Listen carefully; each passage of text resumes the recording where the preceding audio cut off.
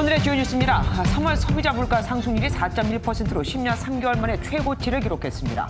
이 기름값은 무려 31%나 올랐는데 정부는 유류세 인하폭을 5월부터 석 달간 30%로 확대하기로 했습니다. 부산대학교가 교무회의를 열어 조국 전 법무장관 딸 조미 씨의 의학전문대학원 입학 취소 결정을 내렸습니다. 지난해 8월 입학 취소 예정 처분이 내려진 지 8개월 만인데 의사 면허까지 박탈될 가능성이 커졌습니다. 북한 김여정 노동당 중앙위원회 부부장이 남측이 군사적 대결을 선택한다면 핵무기로 대응하겠다는 담화문을 발표했습니다. 미국을 방문 중인 윤석열 당선인의 한미 정책협의 대표단은 양국이 전략 동맹 격상에 공감대를 이뤘다며 강경한 대북 공조 기조를 시사했습니다. 법무부가 판례 등에서 제한적으로 인정되던 인격권을 민법에 명문화하기로 했습니다. 국회에서 민법 개정안이 처리되면 불법 촬영이나 직장 갑질, 학교 폭력 등 여러 인격권 침해 사례에 대한 손해배상을 청구할 수 있게 됩니다. 제주도가 국내 첫 영리병원인 녹지국제병원에 대해 내국인 진료 제한 조건을 달아 개원을 허가한 것은 위법이라는 1심 법원 판결이 나왔습니다. 법원이 최종 판결에서 영리병원 측 손을 들어줄 경우 내국인을 진료할 조건을 갖출 수 있어서 파장이 커질 것으로 보입니다. 보험금을 받으려고 계곡에서 남편을 살해했다는 이른바 계곡 살인 사건에서 공개 수배 중인 이은혜와 조현수 외에도 공범이 한 명 더 있는 것으로 파악됐습니다. 검찰은 사망한 남편에게 다이빙을 유도한 조현수의 친구를 계곡 살인 사건의 공범으로 수사하고 있습니다.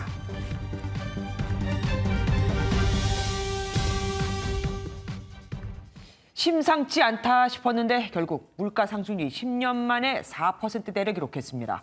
물가 지수를 구성하는 458개 품목 중 351개 품목이 지난해 대비 모두 올랐습니다. 4개 중 3개 품목의 가격이 오른 건데 그동안 물가 안정을 최우선 국정과제로 삼았던 정부는 당연히 당혹스러워하고 있습니다. 정부가 유류세 인하폭 확대와 유가 보조금 등 활용할 수 있는 모든 대안을 쏟아내고 있지만 전 세계에 물어닥친 고물가 현상을 잡기에는 한계가 있을 수밖에 없거든요. 더 큰 걱정은 앞으로 이 물가는 더 오를 것으로 보인다는 겁니다. 먼저 박주원 기자가 보도합니다. 세종시의 한 대형마트. 오를 대로 오른 가공식품 가격을 보면 선뜻 장바구니에 담기 부담스럽습니다.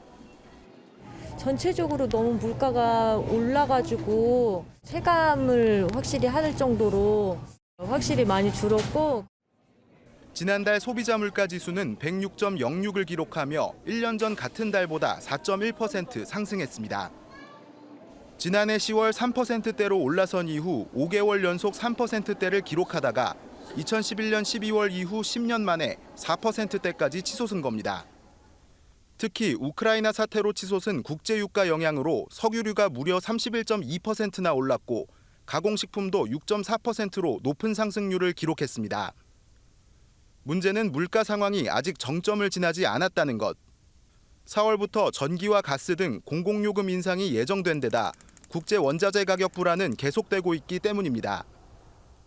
대외적 불안 요인들이 러시아, 우크라이나 전쟁 사태 등으로 더욱 악화될 우려가 있기 때문에 오름세가 둔화할 가능성은 크지 않은 것으로 보이고요.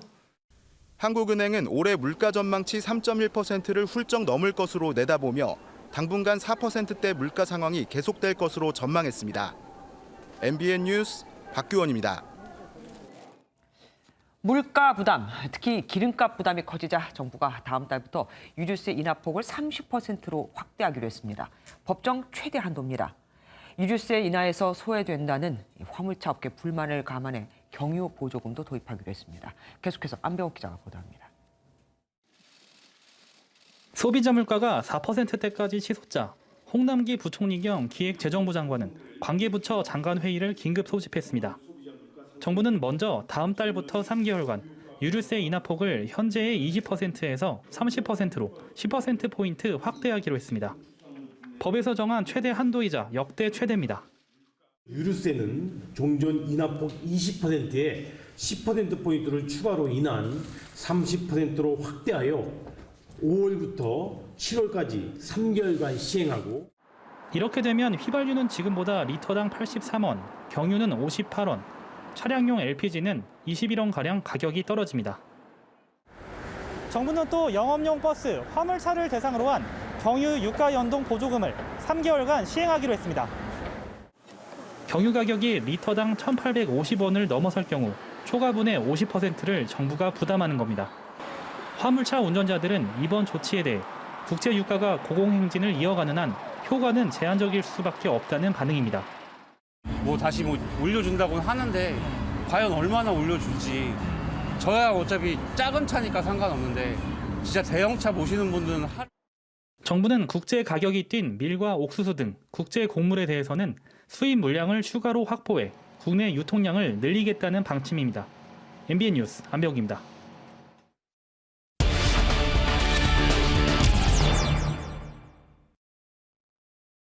정부는 지금까지 물가 안정에 총력 대응해 왔지만 더욱 비상한 각오로 대외 요인의 국내 영향을 최소화하면서 생활 물가 안정에 전력을 기울여야 하겠습니다. 대통령도 이렇게 이야기할 정도로 물가 상황은 심각합니다. 그저 우크라이나 사태 때문이라고 해외 탓만 해야 하는 건지 다른 대책은 또 없는 건지 경제부 윤지원 기자와 뉴스 추적해 보겠습니다. 어서 오십시오. 아무래도 요즘 물가 가장 체감할 수 있는 곳이 주유소겠죠. 네, 맞습니다. 저 같은 직장인도 정말 주유소 가기가 겁날 정도인데요.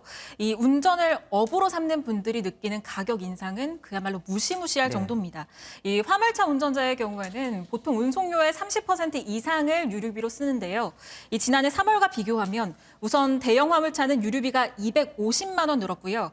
이 12톤 화물차는 한 달 유류비가 175만 원, 5톤 이하 화물차도 유류비 지출이 64만 원 늘었습니다. 어휴, 장난 아니에요. 매달 들어오는 운송비는 똑같은데 그만큼 생돈만 더 나가는 거죠. 네. 또 얼마 전에 모 치킨업계 대표는 치킨 값을 3만 원 받아도 시원치 않다라고 얘기를 해서 논란이 됐는데요. 네. 이 가뜩이나 치킨 값이 올라서 이 소비자들 불만이 큰데 이 치킨집 하시는 분들도 물가 부담이 상당해서 나온 얘기입니다. 1월까지만 해도 4만 원대에 살 수 있었던 18리터 콩기름 가격이 5만 5천 원을 넘어섰고요. 또 국제 곡물 가격 상승으로 사료값이 급등하면서 닭고기 가격도 1년 전보다 50% 가까이 뛰었기 때문입니다. 이 외식 물가 상승률은 전체 물가 상승률보다 높은 6.6%인데요. 사 먹는 사람도 부담스럽고 또 원재료 가격이 오르다 보니까 자영업자도 부담스러운 상황입니다. 그러니까 굳이 뭐 운전을 하시는 분이 아니라 할지라도 일반인들도 이렇게 먹을거리 값이 오르니까 확 체감이 되거든요. 네. 그런데 이 정도 올랐으면 사실 오른 만큼 오른 거 아니냐는 생각도 듭니다. 네, 그게 아닌 것 같은 게 더 문제입니다. 이 한국은행이 지난 2월까지만 해도 이 물가 전망치를 3.1%로 봤는데요.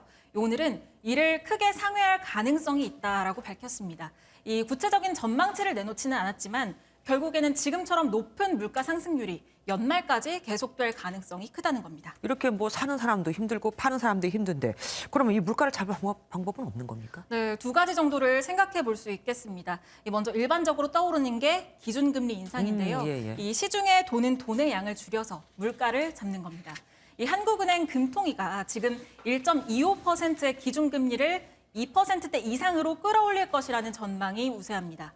또 다른 하나는 좀 더 직접적인 방법인데요. 앞서 리포트에서 보셨듯이 유류세를 인하하거나 유가 보조금을 지급하는 것처럼 수입 제품 관세를 낮추거나 보조금을 줘서 이 시중 가격을 낮추는 방법이 있습니다. 그러면 그 방법을 좀 빨리 쓰면 안 됩니까? 네, 문제는 이 두 가지 방법 모두 부작용이 있고 또 현재 상황에서 그 부작용이 더 두드러질 가능성이 크다는 점인데요. 우선 금리를 올리면 그만큼 또는 그 이상으로 이자 부담이 늘게 됩니다. 그렇겠네요. 이 지난해 4분기 기준 가계빚이 1,862조 원, 1년 전보다도 134조 원이나 늘어난 상태인데요. 이 금리가 1% 올랐을 때 연간 국민이 부담해야 하는 이자가 18조 6천억 원이 늘어나게 됩니다. 네. 이 코로나19로 인해서 자영업자들의 체질이 약해질 대로 약해진 상황에서 이자 부담까지 가중되면 경영 악화는 물론이고요. 이 내수 침체로 이어질 가능성이 큽니다. 그럼 아까 말씀하신 두 번째 방법, 그 정부가 세금을 깎아주거나 보조금을 주는 방법, 이건 어떻습니까? 이번에는 나라 빚이 문제입니다. 지난해 국가부채는 2,196조 4천억 원을 기록했는데요. 이 문재인 정부 출범 전과 비교하면 763조 3천억 원이 늘어났습니다. 이 국가부채 역시 역대 최대 규모인데 세금을 줄이고 보조금을 풀면 이 나라 곳간이 더 비게 됩니다. 결국 정부가 돈을 풀어서 체감 물가를 낮추는 것도 한계가 있는 건데요. 이 문재인 대통령은 전력을 기울이겠다라고 얘기를 했지만 문재인 정부 임기가 한 달 정도밖에 남지 않았습니다. 그렇죠. 결국 물가를 잡아야 하는 건 차기 정부가 될 텐데 이 뾰족한 대책이 없는 이 진퇴양난의 상황에 빠질 가능성이 커 보입니다. 예, 차기 정부 시작부터 쉽지 않겠네요. 지금까지 경제부 윤지원 기자와 함께했습니다. 고맙습니다. 부산대학교가 조국 전 법무부 장관의 딸 조민 씨의 의학전문대학원 입학을 취소했습니다. 지난해 8월 입학 취소 예정 처분이 내려진 지 8개월 만인데 이렇게 되면 의사 면허도 박탈될 수 있습니다. 먼저 박상호 기자의 뉴스 보시고 뉴스엠에서 자세히 분석해드리겠습니다. 부산대학교는 조민 씨의 의학전문대학원 입학 취소 여부를 놓고 3시간 동안 교무회의를 진행했습니다. 네, 나중에 보도자료를 내겠습니다. 결론은 입학 취소였습니다. 부산대는 허위 서류를 제출하면 입학을 취소한다고 명시한 2015년 당시 신입생 모집 요강을 근거로 이런 결정을 내렸다고 밝혔습니다. 대학이 발표한 입시 요강은 공적 약속이므로 대학 스스로 이를 준수하는 것이 무엇보다 중요하다고 판단했다고 설명했습니다. 지난 1월 대법원이 조 씨의 입시에 사용된 동양대 총장 명의의 표창장 등 이른바 7대 스펙을 모두 허위로 판단한 것도 이번 결정에 영향을 미친 것으로 알려졌습니다. 이로써 조 씨는 부정 입학 의혹이 제기된 지 2년 7개월 만에 입학 취소와 학적 말소 처분을 받게 됐습니다. 부산대 정문에선 찬반 집회가 동시에 열려 한때 긴장감이 감돌기도 했습니다. 저희는 잘못된 것을 바로 잡아야 된다고 목소리를 내고 싶었고 사법부의 뇌물 지하를 당하고 있습니다.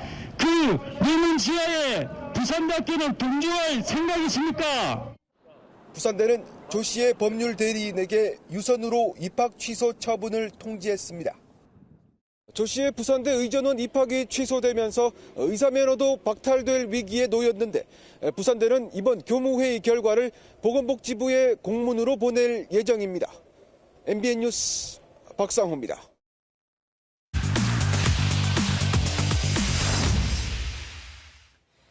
부산 내 조민 씨 의전원 입학 취소 뉴스 분석 M에서 더 깊게 알아보겠습니다. 사회정책부 조동욱 기자와 함께합니다.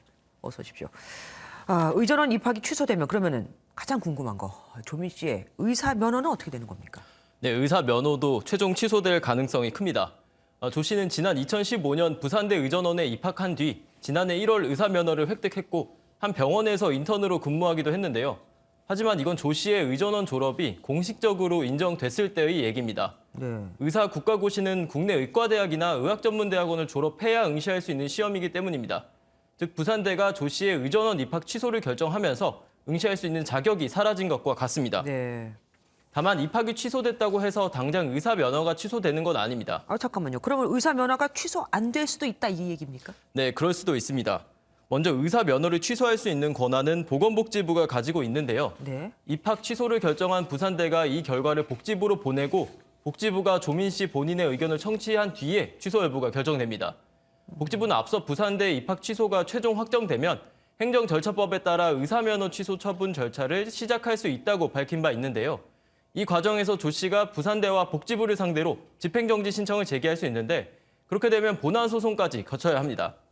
조국 전 장관은 SNS에 올린 글을 통해서 입학 허가 취소는 너무 가혹한 처분이라며 부산대의 처분에 대한 효력정지 신청을 접수했다고 밝혔는데요. 이에 따라 본안 판결 확정일까지는 최종 결론이 나기 어려워 보입니다. 그렇겠네요.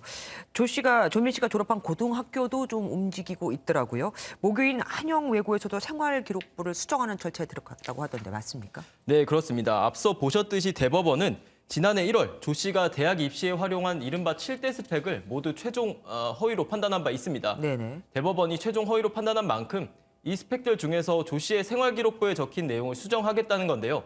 생활기록부가 수정되면 조 씨가 이 생활기록부를 통해 고려대 입학한 만큼 고려대 입학 취소 절차에도 영향이 있을 것으로 보입니다. 지난 2016년 최순실 씨 딸 정유라 씨도 고등학교, 대학교 퇴학이 이렇게 결정되지 않았습니까? 이때랑 상황이 비슷한 거죠. 네, 정유라 씨도 입학과 학사 관리 특혜 의혹에 따라서 고등학교와 대학교 퇴학이 결정된 바 있습니다. 이때는 허위로 작성한 출결 상황과 교과 우수상 등이 문제가 됐고 정 씨가 졸업한 청담고등학교는 졸업 취소와 퇴학 처분을, 이화여대 역시 입학을 취소했습니다. 당시 정 씨는 학교 측의 처분에 별다른 소송을 제기하지 않아서 퇴학이 바로 확정된 바 있습니다. 지금까지 사회정책부 조동욱 기자와 함께했습니다. 고맙습니다. 윤석열 당선인의 최측근으로 꼽히는 권성동 국민의힘 의원이 원내대표 경선에 출사표를 던졌습니다. 3선의 조혜진 의원도 출마를 공식화해서 2파전 양상이 됐는데 당내에서는 그냥 권 의원을 아예 추대하자는 목소리도 나오고 있습니다. 노태현 기자입니다. 그동안 출마 언급을 자제했던 권성동 국민의힘 의원이 윤석열 정부의 성공을 위해 헌신하겠다며 원내대표 출사표를 던졌습니다. 윤핵관 지적을 의식한 듯 대선 과정에서 윤 당선인에게 쓴소리를 가장 많이 했다는 점을 부각했습니다. 과거의 수직적인 당청 관계에서 벗어나 당이 국정 운임의 중심에 서도록 할 책임자가 바로 저 권성동입니다. 출마 의사를 밝힌 3선의 조혜진 의원은 윤 당선인의 최측근이 나서는 상황이 우려스럽다며 협치와 통합, 타협과 상생의 리더십을 강조했습니다. 이름이 붙는 순간에 그거는 불길한 조짐입니다. 정치적으로 보면은 반길 만한 일이 아닙니다. 그걸 당사자들은 민감하게 인식해야 됩니다. 당도 그래서 이제 그런 부분에 대해서 우려하고 있고. 출마를 저울질했던 3선의 김도읍 의원이 불출마를 선언하면서 권의원과 조 의원 간 윤핵관 대 비핵관 구도가 형성됐습니다. 당내에서는 새 대통령의 국정구상 실현과 공약 이행을 위해 권 의원을 경선 없이 추대로 선출해 힘을 실어줘야 한다는 목소리도 나오고 있습니다. 국민의힘 원내대표 경선은 오는 8일 열릴 예정으로 윤 당선인 측의 적극적인 설득 작업이 효과를 발휘할지 주목됩니다. MBN 뉴스 노태현입니다. 당초 국민의힘 원내대표를 유력했던 김태형 의원은 충남지사로 방향을 틀었고 김은혜 의원은 경기지사 출마를 준비하고 있죠. 지방선거 승리를 위해 윤석열 당선인이 직접 설득한 것으로 알려졌습니다. 우종환 기자가 보도합니다. 국민의힘 원내대표 출마 의지를 밝혔던 김태흠 의원이 6일 지방선거에서 충남지사 도전으로 돌아섰습니다.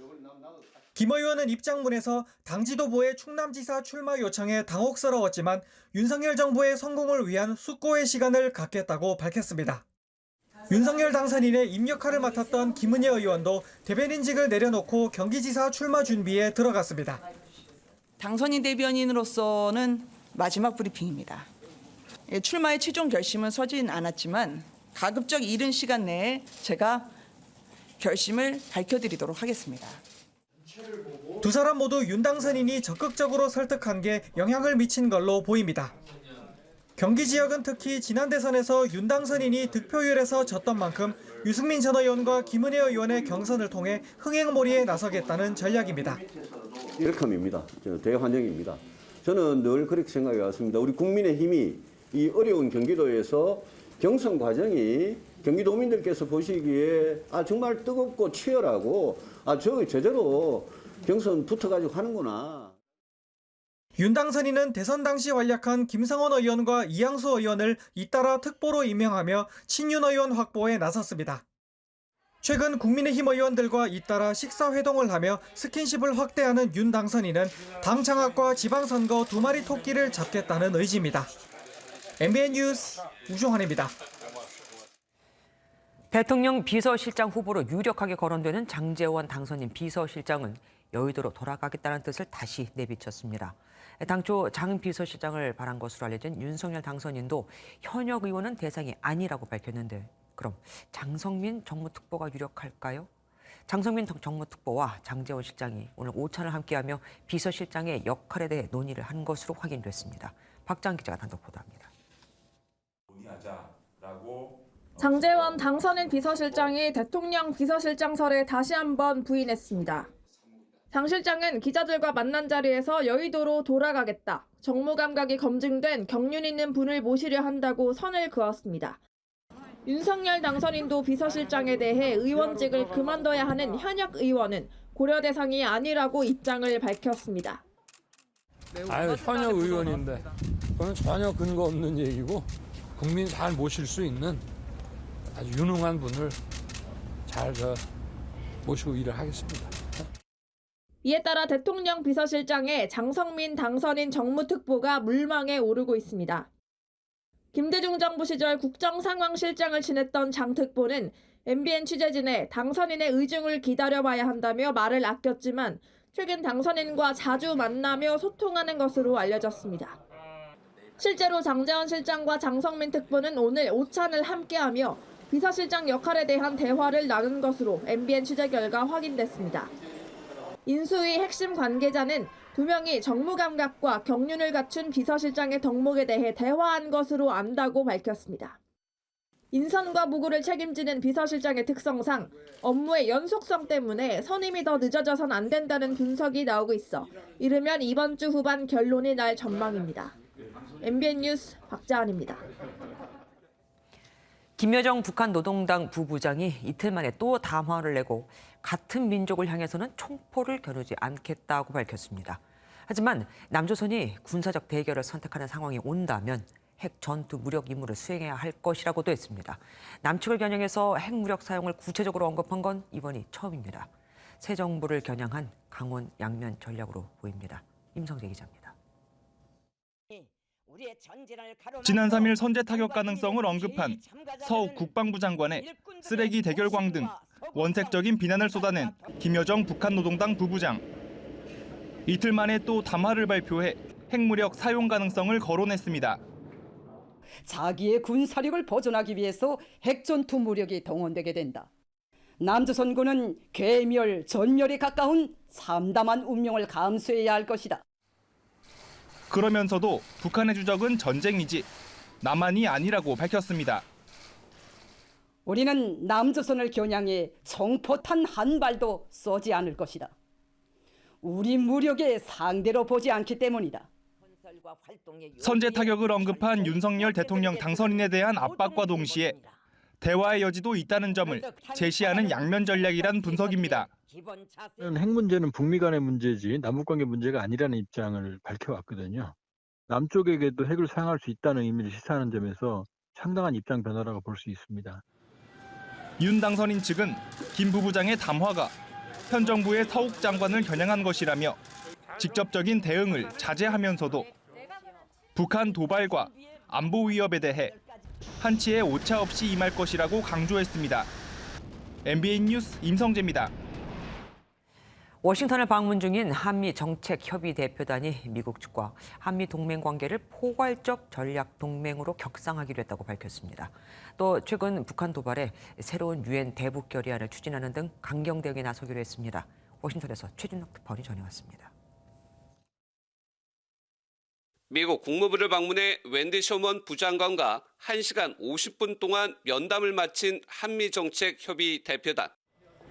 윤석열 대통령 당선인의 한미동맹 구상에 미국 측이 공감대를 형성했다고 강조했습니다. 한국과 미국이 포괄적 전략 동맹으로서 한미 동맹을 한 차원 더 높은 수준으로 격상해 나가자는 당선인의 구상을 전달하고 공감을 형성했습니다. 특히 대표단은 비핵화와 관련해 북한이 거부감을 드러내 사용을 자제해온 완전하고 검증 가능하며 불가역적인 비핵화, CBID 용어를 공식화했습니다. 대표단은 또 백악관을 방문해 윤 당선인의 친서를 바이든 대통령에 전달하고 한미 정상회담 일정 등도 조율할 예정입니다. 앞서 한미 대북특별대표도 최근 북한 도발에 강력 대응하기로 합의하고 새로운 유엔 안보리 결의안을 추진하기로 했습니다. 북한의 ICBM 발사와 관련해서는 이는 다수의 유엔 안보리 결의를 위반한 행위임을 감안해서 안보리에서 새로운 결의 추진을 포함하여 강력한 조치를 추진하는 것이. 지난 2017년 실행된 유엔 안보리 결의안 2397호는 북한이 또다시 ICBM 도발에 나설 경우 원유 상한선을 줄일 수 있도록 규정하고 있어 새로운 대북 제재에 포함될 전망입니다. 그러면서도 한미 양국은 북한에 여전히 대화를 통한 외교적 해결 가능성을 열어놨습니다. We also made clear that we remain open to diplomacy, but it really is up to Pyongyang to decide the path forward. They can choose to talk to us, to negotiate with us. 북한의 도발에 한미 북핵 대표가 만나 강경 대응을 합의했지만 새로운 유엔 안보리 결의안을 상임이사국인 중국과 러시아가 반대할 가능성이 커 실행 여부는 불투명해 보입니다. 워싱턴에서 MBN 뉴스 최중락입니다.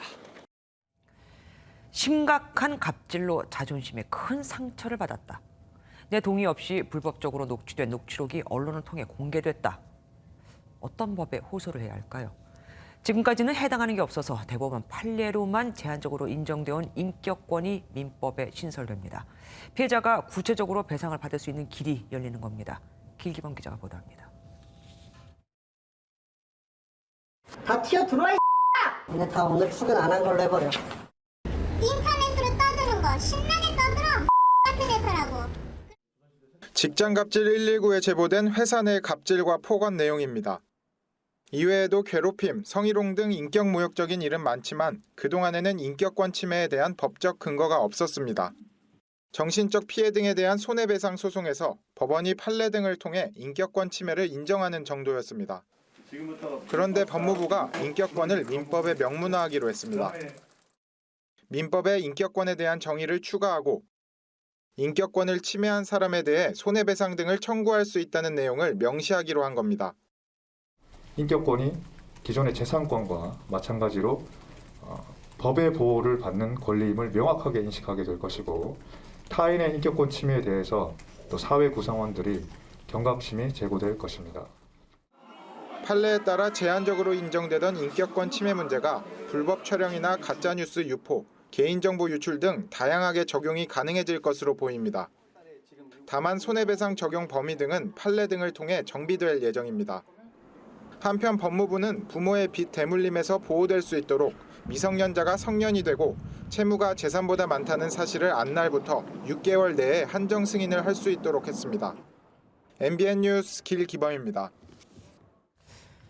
보험금을 받으려고 계곡에서 남편을 살해한 의혹을 받는 이른바 계곡 살인 사건에서 공개 수배 중인 이은혜와 조현수 외에도 공범이 한 명 더 있는 것으로 확인됐습니다. 사망한 남편에게 다이빙을 유도한 조현수의 친구입니다. 이은혜의 경우 과거 남자친구도 숨졌다는 의혹이 제기되고 있는 만큼 궁금증은 더 쌓이고만 있습니다. 서영수 기자가 보도합니다. 지난 2019년 6월 부인 이은혜와 조현수 등 일행 6명과 함께 경기도 가평의 용소 계곡에 갔다가 물에 빠져 숨진 윤모 씨. 검찰은 두 사람이 수영을 못하는 윤 씨에게 다이빙을 유도한 뒤 구조하지 않고 살해한 혐의로 지난달 공개 수배했습니다. 그런데 당시 현장에 있던 일행 중 한 명인 조 씨의 친구 A 씨도 살인 혐의의 공범으로 검찰 수사를 받고 있는 것으로 드러났습니다. A 씨는 사건 당시 조 씨와 함께 남편 윤 씨보다 먼저 계곡에 다이빙한 인물입니다.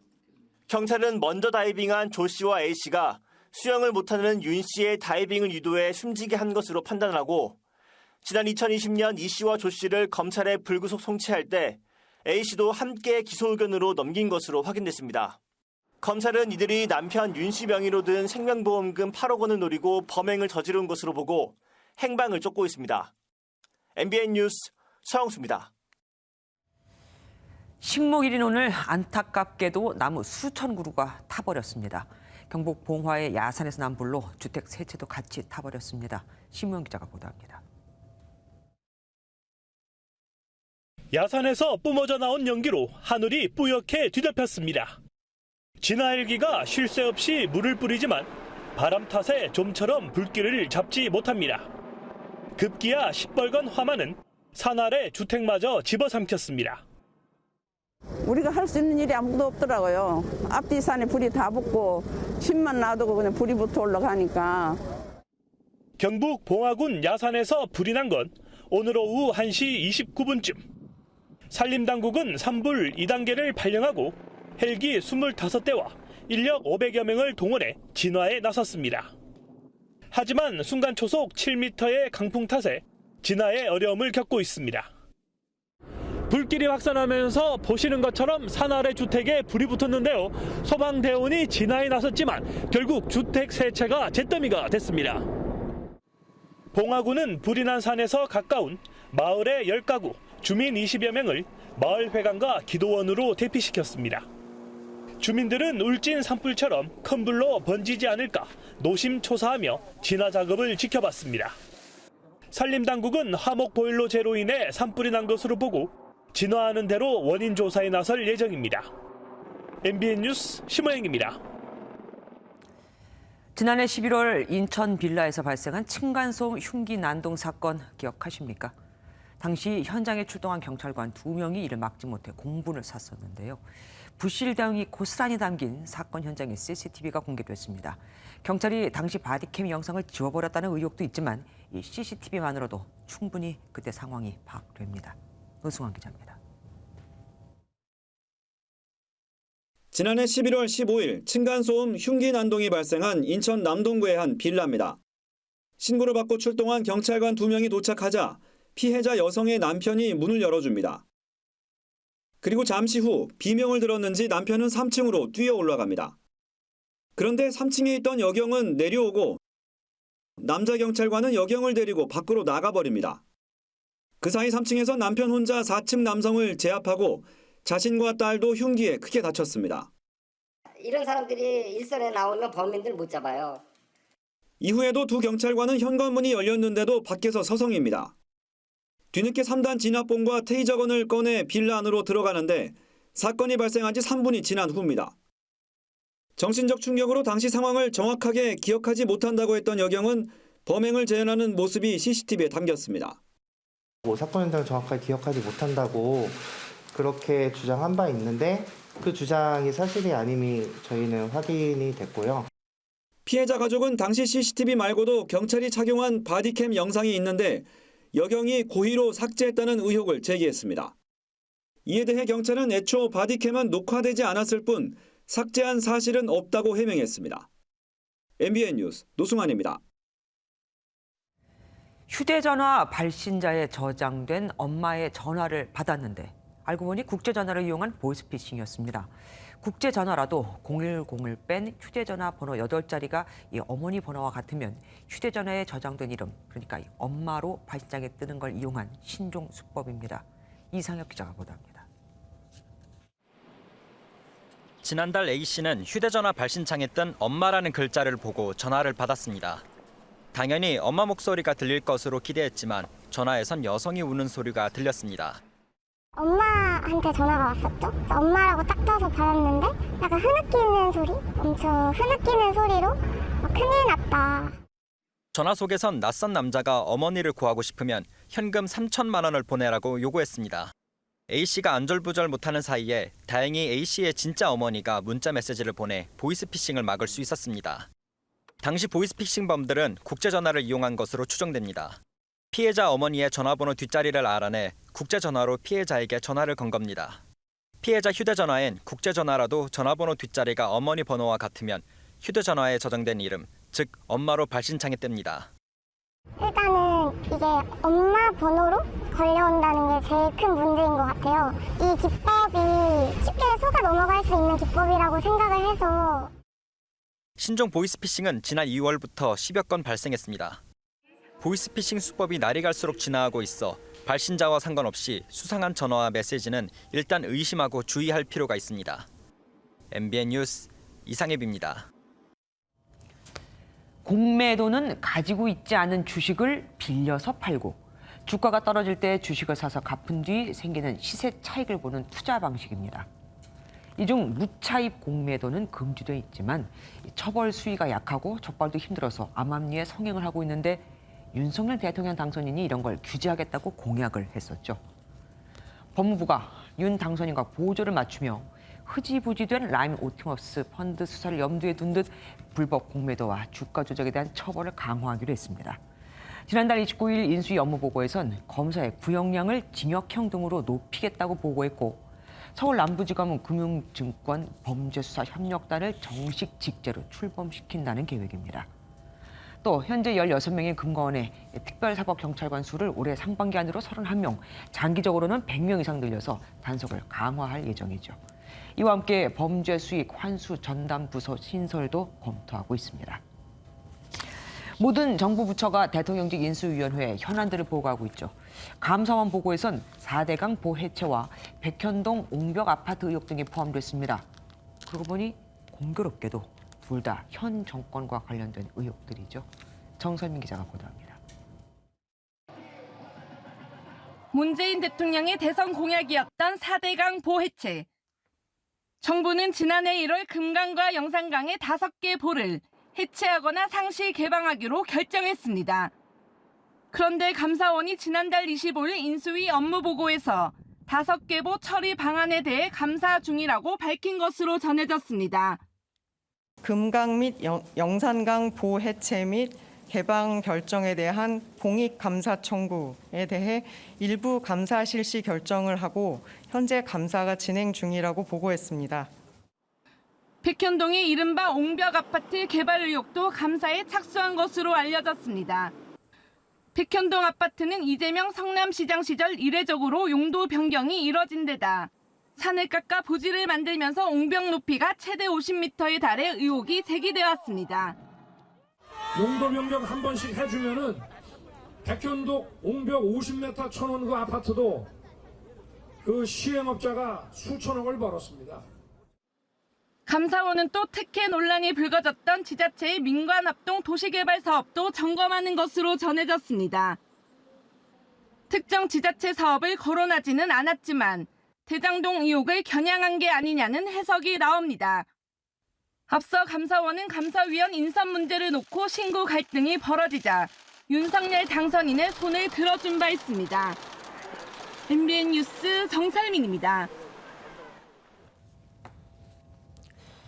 윤석열 당선인의 집무실 용산 이전에 필요한 예비비 일부가 내일 임시 국무회의에서 의결됩니다. 당초 알려진 310억 원보다 50억 원가량 늘어날 것으로 보이는데 조속히 처리하라는 문재인 대통령 지시에 따라 나머지 금액도 임기 내 통과가 될 것으로 보입니다. 조창훈 기자입니다.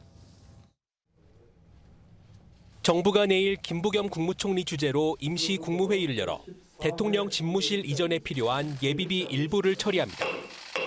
예비비 검토 결과를 보고받은 문재인 대통령이 신속한 의결을 지시한 데 따른 겁니다. 문재인 대통령은 최대한 빨리 임시 국무회의를 열어 예비비를 조속히 처리하라고 지시했습니다.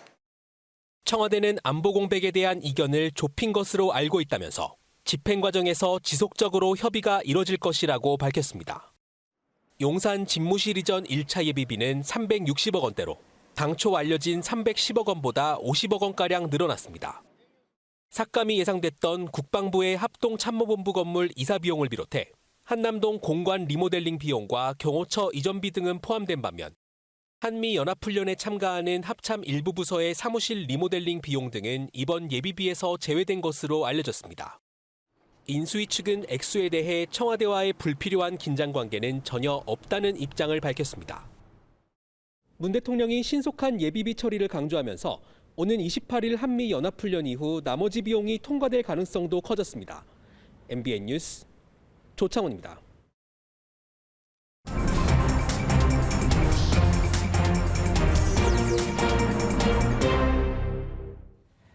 오늘 있었던 정치권 뒷이야기 들어보는 정치 톡톡 시간입니다. 정치부 원주희 기자 나왔습니다. 어서 오십시오.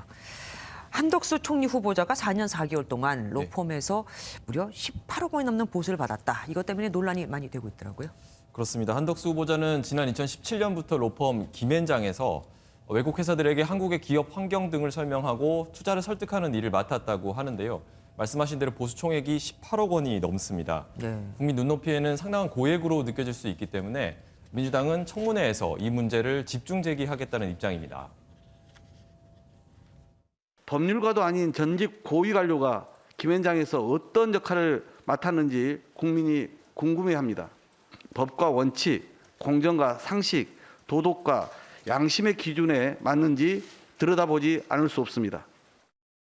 이에 대해서 한 후보자도 기자들과 만나서 입장을 밝혔는데요. 관련 자료를 준비해서 청문 과정에서 하나도 다 남김없이 설명하겠다 이렇게 밝혔습니다. 그 청문위원들과 그 여러 언론들에서 다 검증을 하시고 질문하시고 토론하시고 할 텐데 그런 과정에서 저는 하나도 숨김없이 다 말씀을 드릴 겁니다. 네, 김앤장 재직기관과 정확한 연봉 액수 등 관련 자료를 국회에 제출을 하고 청문회에서 종합적으로 평가를 받겠다라는 입장입니다. 뭐 대충 나눠보면 1년에 4억 원 정도 받은 셈이잖아요. 네.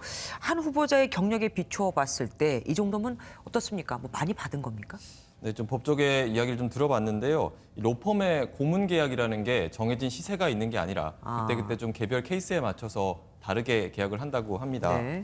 법조계 일부에서는 한 후보자 정도의 경력이면 뭐 그렇게 많은 금액이 아니다라는 말도 있는데 과거 사례에 비춰보면 국민들이 어떻게 받아들일지는 좀 의문입니다.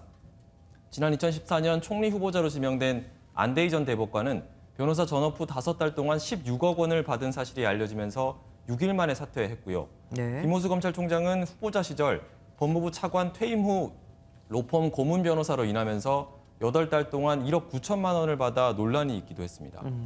그리고 김종인 전 국민의힘 선대위원장은 한덕수 후보자의 청문회 통과를 아주 그냥 괜찮을 거라고 얘기하던데. 예, 맞습니까? 김 전 위원장은 한 후보자에 대해서 이론적인 바탕이나 그동안의 행정 경험이 총리를 하는데 별로 손색이 없다 이렇게 평가했고요. 네. 무난히 청문회를 통과할 것으로 내다봤습니다. 그동안에 아무 직책이 없는 동안에 로펌에 가서 자기 전문 지식을 갖다가 발휘하면서 일정한 보수를 받았다는 그 자체가 큰 결점이라고 볼 수는 없잖아요. 네, 김 전 위원장은 또 윤 당선인에 대한 지금의 지지율이 낮은 것은 박빙으로 끝난 대선의 영향이 계속되는 것이라면서 앞으로 반전의 계기가 있으리라고 본다라고 전망했습니다. 오늘 문재인 대통령이 부인 김정수 여사하고 함께 북한산에 올랐던데 거기 왜 간 겁니까? 네, 문 대통령은 후보 당시에 북악산과 인왕산을 시민들에게 돌려주겠다 이렇게 약속을 했었는데요. 청와대가 내일부터 북악산을 전면 개방하기로 했는데 이를 앞두고 기념 산행에 나섰다고 합니다. 북악산이나 북한산 모두 아주 기가 좋은 곳이어서 이 기 받기 위한 기도처럼 많이 사용이 됐거든요. 오늘 다들 여기서 좋은 기를 많이 받으신 거예요. 네, 청와대는 지난 2020년에 북악산 북측면 등산로를 1단계로 개방했는데 이번엔 북악산 남측면까지 개방해서 이제 시민들이 북악산 전 지역을 자유롭게 출입할 수 있게 됐습니다. 그러면은 북악산에 오르는 건 원래 계획이 돼 있던 건가요? 왠지 윤석열 당선인을 겨냥한 듯한 느낌이 들어서 여쭙습니다. 네, 열린 청와대의 원조는 문 대통령이다. 이런 점을 좀 강조하기 위한 것 아니냐 이런 해석도 있습니다. 네. 이런 가운데 인수위 청와대 이전 TF는 인수위 홈페이지에 청와대 이전과 개방이라는 메뉴를 추가를 해서 5월 10일부터 청와대를 개방하겠다고 했었는데 그 관련한 이모저모를 알려주고 윤 당선인의 의지를 홍보하기 위한 그런 작업에도 들어갔습니다. 네. 그리고 포털 사이트 네이버에서 도리도리 이 글자가 검색이 안 된다고 해서 한바탕 소동이 일었던데 이게 무슨 일입니까? 네, 이미지 검색이 안 된다는 이야기인데요. 아시다시피 윤 당선인이 말할 때 이제 고개를 좌우로 흔들어서 초반에 그랬죠. 네, 도리도리 윤이라는 별명을 갖고 있는데요.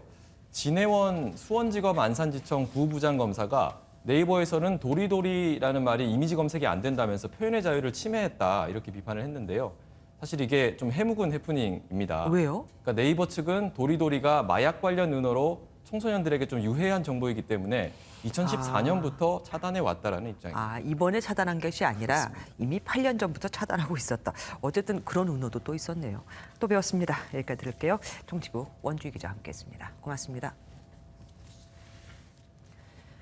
오늘 최저임금위원회가 전원 회의를 갖고 윤석열 정부의 첫 최저임금이 될 내년도 최저임금 심의에 돌입했습니다.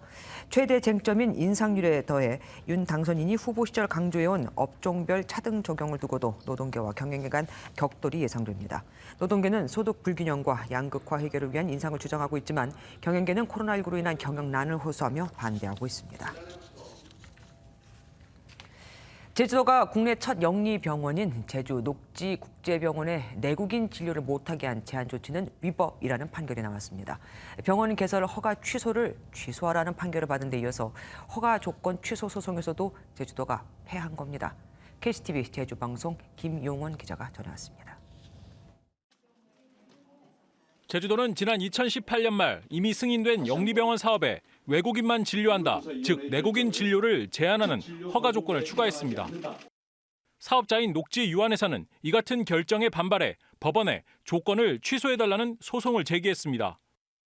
3년 2개월 만에 제주도의 내국인 진료 제한 조건이 위법하다는 1심 판단이 내려졌습니다. 제주지방법원 제1행정부는 제주도가 녹지 측에 내준 외국 의료기관 개설 허가 중 내국인 진료 제한 조건을 취소하라고 선고했습니다. 재판부는 제주특별법과 보건의료조례에 내국인 진료를 제한하는 조건을 붙일 수 있다는 명시적인 근거가 없다고 판단했습니다. 이미 사업자가 병원을 매각해 소송 실익이 없다고 판단했던 제주도는 패소 결과에 당혹스러워하고 있습니다. 시민단체도 법원 판결에 즉각 반발했습니다. 모든 영리병원은 내국인 진료가 가능한 영리병원으로 될 것이라는 매우 심각한 우려 상황이 1심 재판에서 있었고요. 의료 민영화 그리고 영리병원 중단을 촉구하는 도민들 의견들 계속 모아갈 거고요. 올 초 대법원이 제주도의 병원 개설허가 취소에 대해 위법하다고 판단한 데 이어 내국인 진료 제한 역시 잘못됐다는 결과가 나오면서 한동안 잠잠했던 제주 영리병원 사업을 둘러싼 논란과 파장은 다시 커질 전망입니다. KCTV 뉴스 김용원입니다.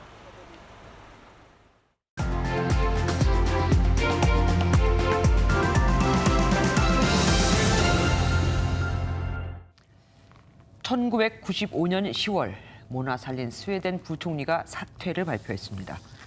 고졸학력으로 주방보조 등을 거쳐 최연소 국회의원으로 정계에 입문한 그는 노동부 장관 등을 역임한 차기 총리 후보였죠. 모나 살린의 정치적 몰락은 법인카드의 사적 사용을 확인한 스웨덴 한 언론의 보도로 시작했습니다. 모나 살린은 법인카드로 초콜릿과 기저귀 같은 생필품을 구입했습니다. 총 액수는 2,000크로나, 한화로 약 34만 원에 불과했지만 정부의 돈과 개인 돈을 구별하지 못한다는 비난에 사퇴를 한 겁니다. 대선 전국에 불거진 이재명 민주당 상임고문 부인 김혜경 씨의 경기도 법인카드 유용 의혹은 어제 경찰이 경기도청을 압수수색하며 이제야 사법적 판단을 받기 시작했습니다. 처음 이 사건이 고발된 건 지난해 12월. 그런데 올 2월 10일에야 경찰은 이 사건을 경기 남부 경찰청에 이첩을 했고 이첩받은 경찰은 그러고도 경기도청에 고발장이 접수된 뒤에야 본격적인 수사에 나섰거든요. 정치적 이해득실을 따지다 새 정부 눈치를 본 늑장 수사라는 말이 그래서 나오는 겁니다. 물론 검경의 이런 행보를 전혀 이해할 수 없는 건 아닙니다. 과거 검찰과 경찰은 대선 전국에선 정의 대신 정치적 판단을 앞세웠던 흑역사도 갖고 있으니까요. 하지만 현 정부의 검경 수사권 조정으로 경찰의 수사 권한이 확대되면서 국민의 기대도 함께 커졌습니다. 그래서 국민은 권력에 겹불을 쬐는 경찰이 아닌 국민 편에서 진실을 파헤치는 경찰이 되기를 바라고 있는데 대통령 당선인의 부인이 편한 차림에 개를 안고 있는 사진이 공개된 날 낙선자의 부인이 압수수색을 받은 건 물론 우연의 일치겠지만 이 우연을 만들어준 게 우연히 경찰이었나 씁쓸함은 거둘 수가 없습니다. 현재 경찰청장인 경무국장을 지낸 김구 선생은 중요한 일을 처리할 때 먼저 그 일이 바른 길인가 어긋난 길인가를 따져서 결정하라는 가르침을 후배 경찰들에게 남겼습니다. 과연 우리는 그렇게 하고 있다고 자신할 수 있을까요? 김주아의 그런데 오늘은 경찰 눈치 좀 안 봤으면 하겠습니다.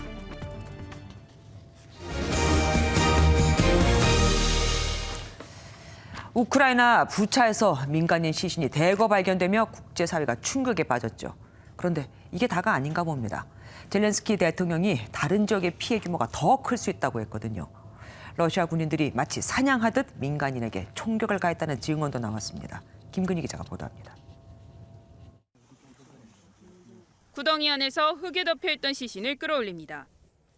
우크라이나 수도 키이우 인근의 모티진에서 마을 이장과 가족들의 시신이 발견됐습니다. 민간인들이지만 러시아군에 고문당하고 나서 살해된 것으로 추정됩니다. 우크라이나 검찰 당국은 또 다른 지역인 보로디앙카가 민간인 학살 최대 피해 지역이 될 것이라며 별도 발표가 있을 것이라고 밝혔습니다. Одна з багатьох українських громад, яку вдалося захопити російським військовим. Вже є інформація про те, що у Бородянці та деяких інших звільнених містах 폐허가 된 부차 곳곳에선 민간인 시신이 연이어 발견되고 있습니다.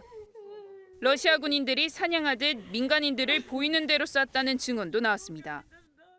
The Russian occupiers have got the green light from Putin and Shoigu, the Russian defense minister, to have a safari in Ukraine. 그럼에도 러시아는 우크라이나의 주장이 날조된 것이라는 입장을 굽히지 않고 있습니다. Circulated by the Kiev regime is a crude forgery. Some Western leaders have already lined up to promote this false narrative. 오늘 밤 유엔 안전보장이사회가 부차 학살 의혹을 논의하는 가운데 젤렌스키 우크라이나 대통령은 화상연설에 나설 예정입니다. MBN 뉴스 김근희입니다.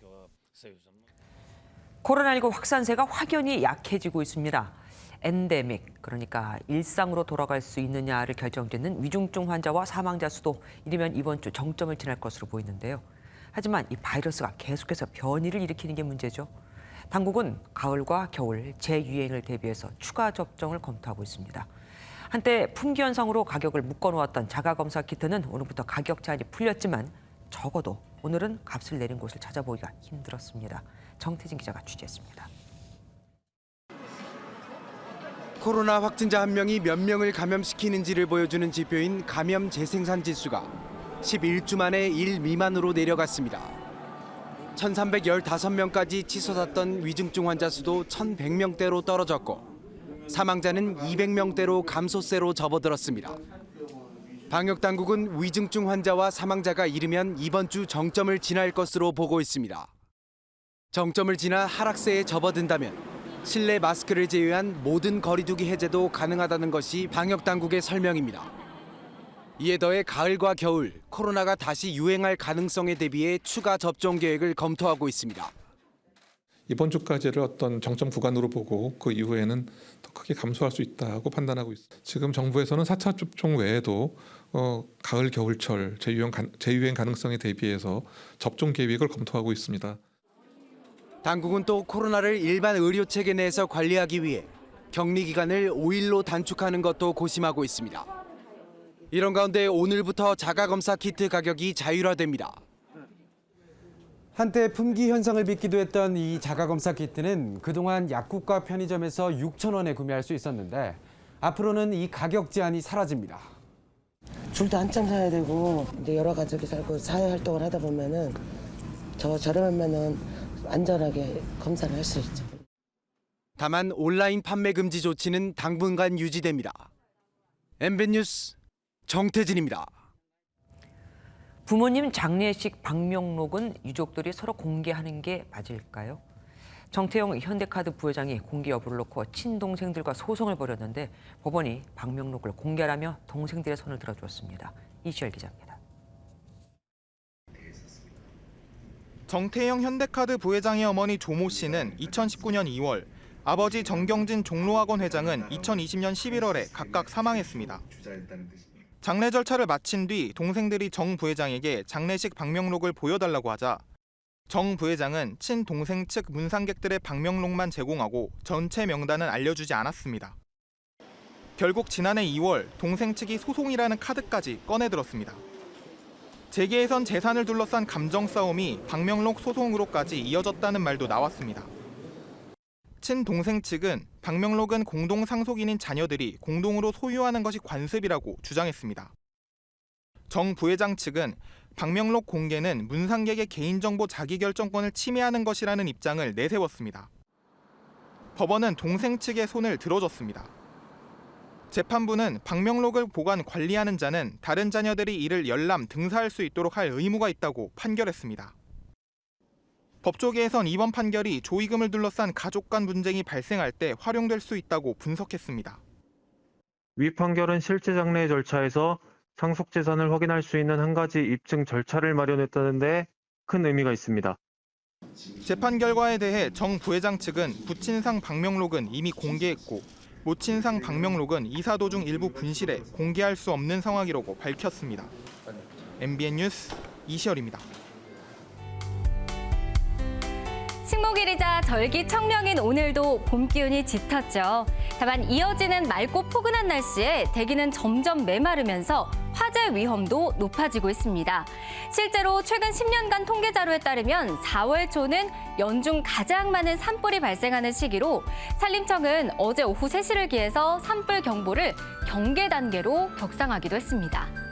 현재 전국 곳곳으로 건조주의보가 발효 중인 가운데 내일 새벽까지 강원 산지와 경북 북동 산지에는 강한 바람도 더해지겠습니다. 4월 초는 이렇듯 건조한 데다가 특히나 봄 산행을 즐기려는 상춘객들이 많아서 산불 발생 위험이 매우 높은데요. 화재 예방을 통해서 아름다운 봄을 온전히 느끼실 수 있도록 해야겠습니다. 내일도 수도권과 충청의 공기질은 탁할 것으로 보입니다. 오늘 새벽 중국에서 황사가 발원해 내일 아침 서해 도서 및 산간 지역에 영향을 줄 수 있겠습니다. 내일 서울은 7도로 출발하겠고요. 한낮에는 16도까지 오르며 오늘과 비슷하겠습니다. 또 내일 새벽부터 아침 사이 중서부 지역과 호남에는 안개가 매우 짙게 나타나겠습니다. 동해안 지역 한낮에는 15도 안팎까지 오르면서 오늘과 비슷한 포근함을 보이겠습니다. 모레 전국 곳곳에 비 소식이 있긴 해도 양이 워낙 적어서 대기의 건조함을 해소시키지는 못할 것으로 보입니다. 지금까지 날씨였습니다.